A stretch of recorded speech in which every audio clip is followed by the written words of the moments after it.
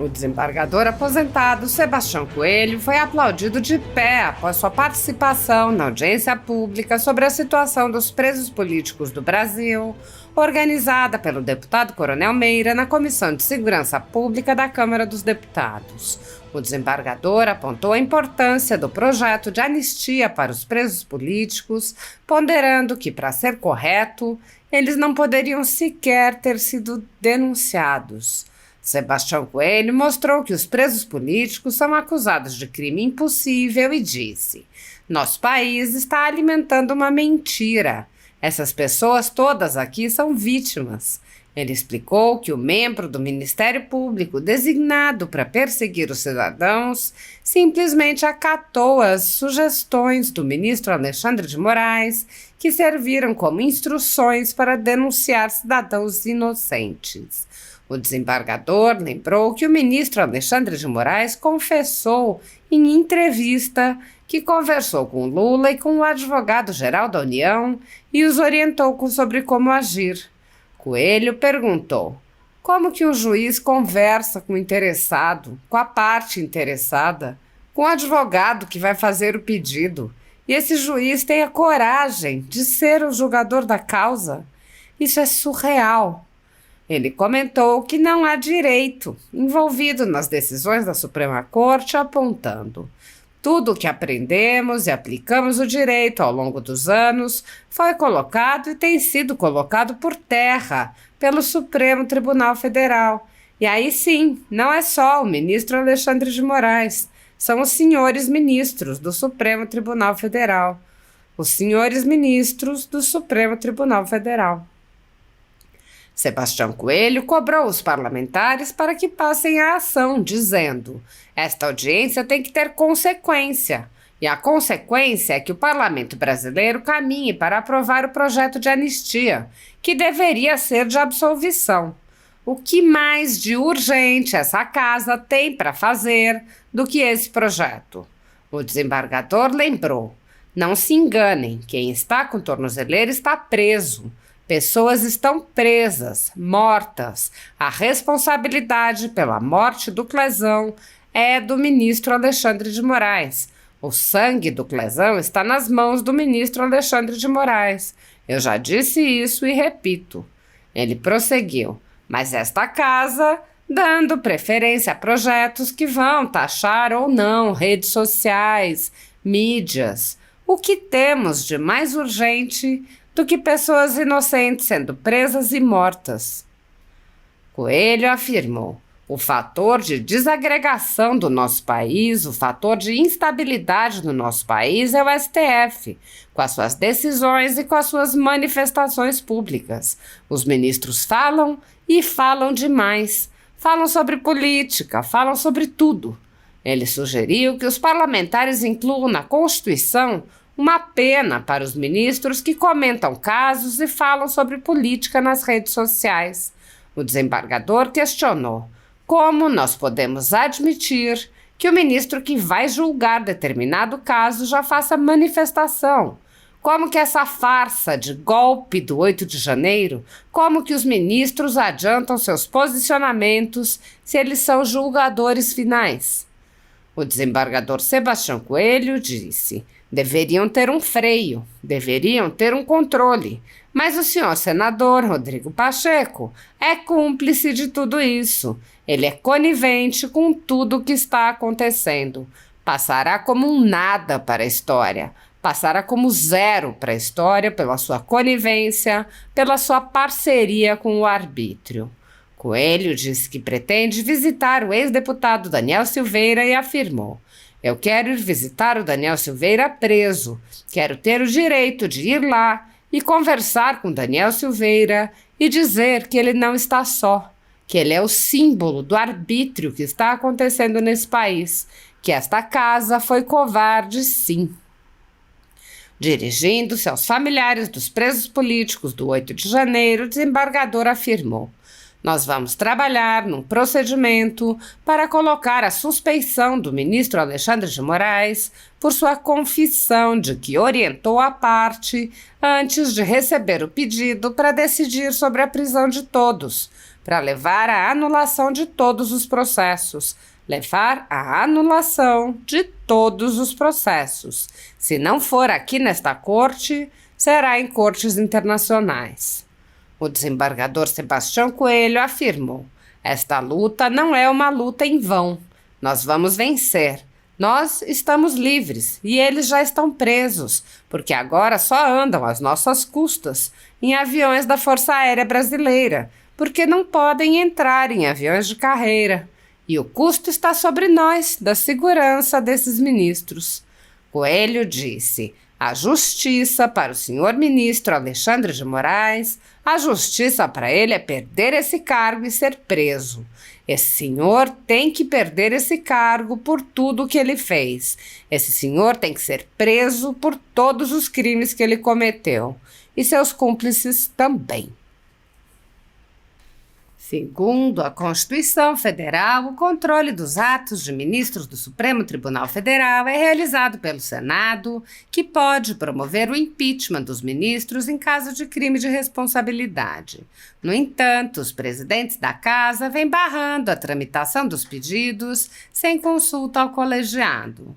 Sem controle externo, alguns ministros do Supremo agem ao arrepio da Constituição.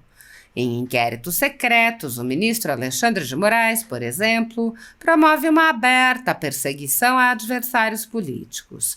Em um desses inquéritos, a Folha Política teve sua sede invadida e todos os seus equipamentos apreendidos.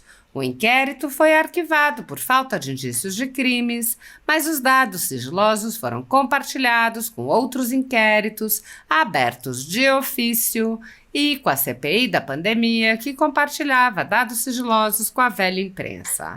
Sem justificativa jurídica, o ministro Luiz Felipe Salomão, ex-corregedor do Tribunal Superior Eleitoral, confiscou toda a renda da Folha Política e de outros sites e canais conservadores para impedir suas atividades. A decisão teve o aplauso e o respaldo dos ministros Luiz Roberto Barroso, Alexandre de Moraes e Edson Fachin. Todos os rendimentos de mais de 20 meses de trabalho de jornais, sites e canais conservadores vêm sendo retidos sem qualquer base legal.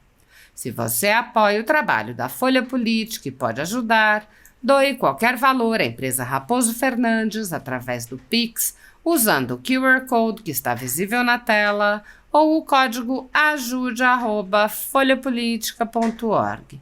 Caso não utilize Pix, há a opção de transferência bancária para a conta da empresa Raposo Fernandes, disponível na descrição deste vídeo e no comentário fixado no topo.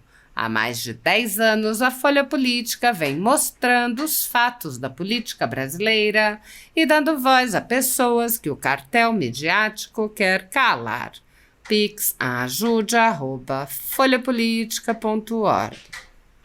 Assista. Dizer que o segundo item dessa nossa nação é a anistia. Aqui foi dito que, na verdade, todos deveriam ser absolvidos. Mais ainda, Carol, não deveriam ter sido denunciados.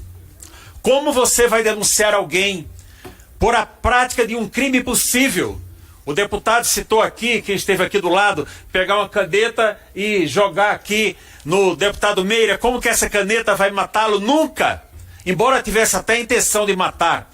Como que alguém poderia dar um golpe de Estado sem ter uma arma, sem ter um quartel atrás, sem ter alguém preparado para assumir? Então, nosso país está alimentando uma mentira.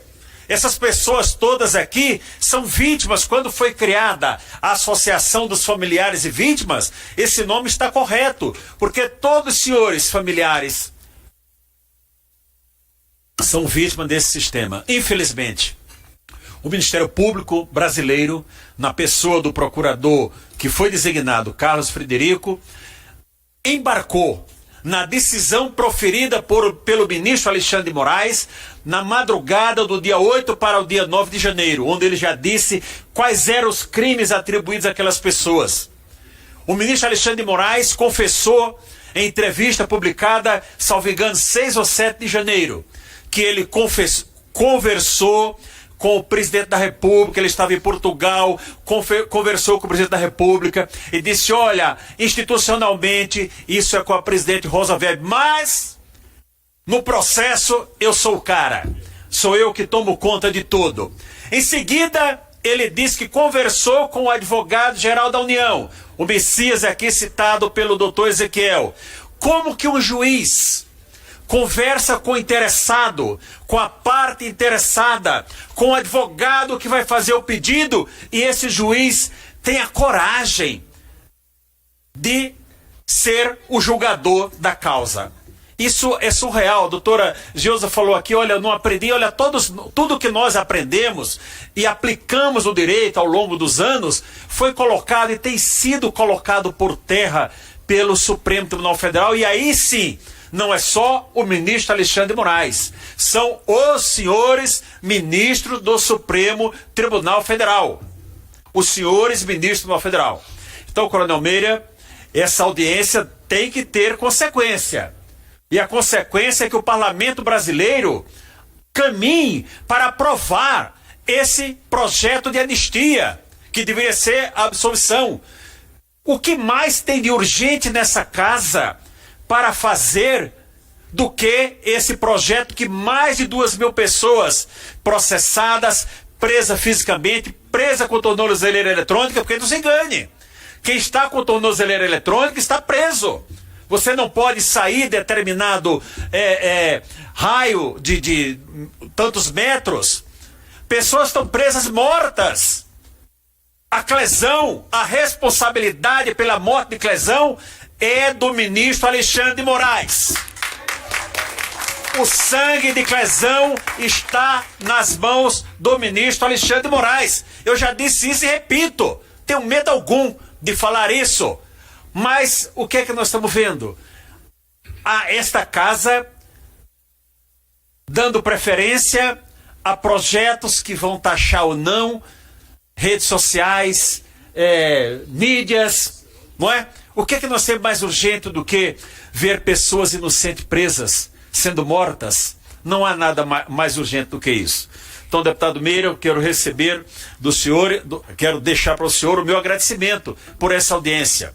Dizer que o fator de desagregação no nosso país, o fator de instabilidade no nosso país é o Supremo Tribunal Federal, com as suas decisões e com as suas manifestações públicas. Os ministros falam e falam demais, falam sobre política, falam sobre tudo. E aqui na Constituição, deputado Meira, fica a proposta, deputado Caveira, que está aqui, deputado João da Federal, deputado Farru, aqui no artigo 95, Gonçalves, sargento Gonçalves, meu amigo, irmão em Cristo, perdão não ter citado, obrigado. Aqui no artigo 95 da Constituição está dito, parágrafo 1º, ao juiz é vedado, tem uma série de comportamentos que é vedado, quer dizer, proibido ao juiz. Acrescente, faça uma emenda constitucional, colocando ao juiz é vedado, sob pena de perda do cargo, e acrescentem o inciso 6º, falar em redes sociais. Porque essas falas dos senhores ministros em redes sociais são fatores de desagregação para o nosso país. Como nós podemos admitir que um juiz que vai julgar determinado caso já faça manifestação? Como podemos admitir que o ministro Gilmar Mendes já falou várias vezes, olha, está tudo se encaminhando aqui, porque Bolsonaro? Como? Essa farsa de golpe de 8 de janeiro, essa farsa de minuta de golpe de 8 de janeiro, como que os ministros adiantam seus posicionamentos se eles são julgadores finais? Deveriam ter um freio, deveriam ter um controle, mas o senhor senador Rodrigo Pacheco, ele é cúmplice de tudo isso, ele é conivente com tudo que está acontecendo, passará como nada para a história, passará como zero para a história por a sua conivência, pela sua parceria com o arbítrio. Para finalizar, eu queria dizer, doutor Paulo, que eu estava lhe procurando. Foi Deus que lhe colocou hoje aqui, porque eu queria lhe encontrar para ver como eu vou visitar Daniel Silveira, parlamentar com quem eu tinha interlocução aqui desta casa. Eu quero ir visitar Daniel Silveira preso. Talvez não deixe lá. Então peço que o senhor me subestabeleça a procuração para eu ser advogado nos autos, para eu ter direito de ir lá conversar com Daniel Silveira e dizer que ele não está só, que ele é o símbolo do arbítrio que está acontecendo no nosso país. Que esta casa foi covarde, sim, e foi mais uma vez covarde agora quando da questão do deputado Brazão. E não importa o crime que a ele está sendo atribuído, mas a Constituição diz, no artigo 53, que só pode ser preso em flagrante delito. E um crime que aconteceu, não importa a sua gravidade, há mais de 6 anos, jamais poderia ser um flagrante delito. Então, eu quero dizer aos senhores, as famílias do 8 de janeiro, conversei com o doutor Ezequiel, com a doutora Caroline e com a doutora Gabriela, que está nos Estados Unidos. Fizemos uma videoconferência ontem. E nós vamos trabalhar num procedimento para colocar a suspeição do ministro Alexandre de Moraes por a sua confissão de que orientou a parte antes de receber o pedido para decidir sobre a prisão de todos, para levar à anulação de todos os processos. Levar à anulação de todos os processos. Se não for aqui nesta corte, será em cortes internacionais. E finalmente, mesmo agora, ontem ao quase meia-noite, eu fiz oração agradecendo a Deus estava chegando, dando a meia-noite, terminando os meus 68 anos, iniciando a etapa dos 69, né? Mas com o mesmo vigor de sempre, com a mesma disposição de sempre, com valores inegociáveis. Nossos valores são inegociáveis, não importa ter 16 anos ou ter 69 anos. E eu pedi a Deus e agradeci sobre a minha família, aquelas coisas normais que nós falamos com Deus. E eu fiz um pedido egoísta. Eu falei, olha Deus, amanhã, ontem e hoje de manhã também é meu aniversário, me dê um presente. Vocês sabem que eu sou advogado do Felipe Garcia Martins Pereira, um preso político, que está preso sobre a suspeita de ter saído do país quando ele foi preso no local, no endereço dado no país. Esse é o motivo da sua prisão, suspeita de ter saído do país. Eu pedi esse presente a Deus, mas ele não me deu.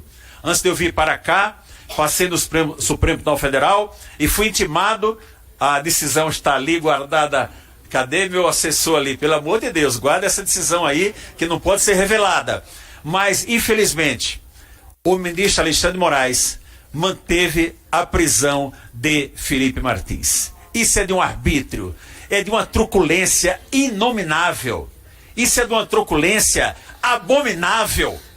Como você pede a prisão de alguém por suspeita de ter saído do país? E se tiver saído, qual seria o crime? Ele não está aqui no país por uma suspeita. Depois tem a dúvida se foi ou não, e na dúvida mantém a prisão.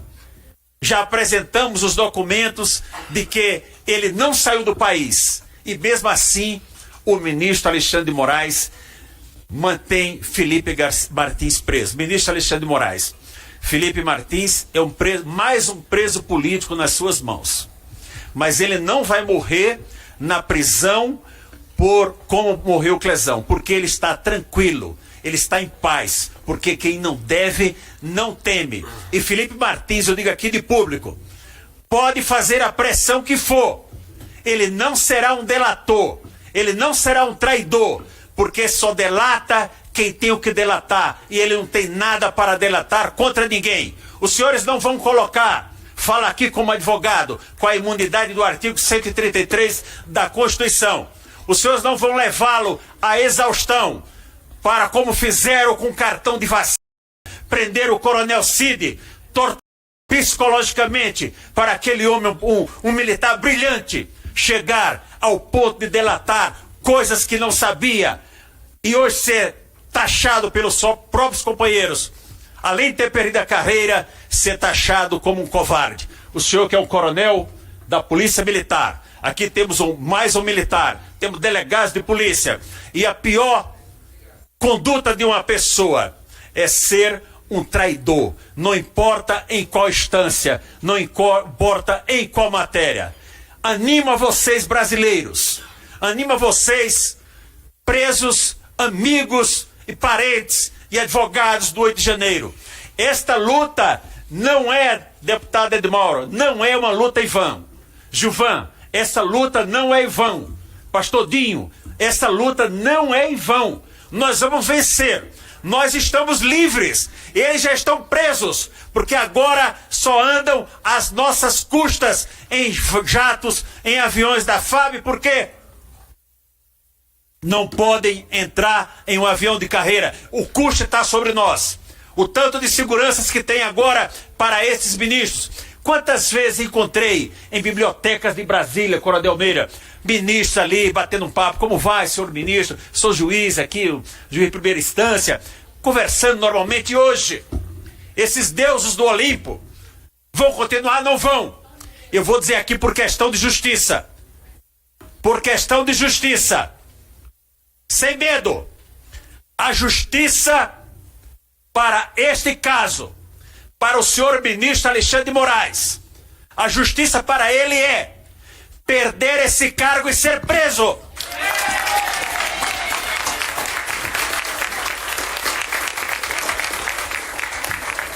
Este senhor tem que perder esse cargo por tudo que ele fez. Esse senhor tem que ser preso por todos os crimes que já cometeu contra o povo brasileiro, contra a liberdade, que é um valor maior depois da vida. Ele tem que pagar por isso. E eu animo os senhores, e os seus cúmplices também. Eu tenho que animar os senhores. A união. Vamos deixar as pequenas diferenças de lado. Se nós temos o mesmo objetivo, se nós temos 80%, deputado Gilvan, de coincidência nos nossos objetivos, vamos deixar de lado os 20% de diferença. Vamos nos unir na mesma causa. E vamos resistir. Isso daqui é uma resistência com ação concreta. Isso aqui é uma ação concreta que nós estamos fazendo em prol do nosso país, em prol da liberdade do nosso país, em prol da liberdade, até mesmo daqueles, como foi dito aqui pelo deputado de Pernambuco, deputado estadual, em prol até mesmo daqueles que pensam totalmente contrário a todos nós. Então, povo brasileiro, eu quero pedir a Deus hoje, nesse dia do meu aniversário, que completo 69 anos. Estou aposentado, poderia estar tranquilamente ali em Caldas Novas, na água quente. Mas estou aqui para dizer, estou ombreado, Coronel Meira, qualquer ação dessa casa que entender que eu possa contribuir, é só me chamar, que eu estarei à disposição desta casa, dos senhores parlamentares e à disposição do povo brasileiro. Muito obrigado. Muito bom, professor. Obrigado.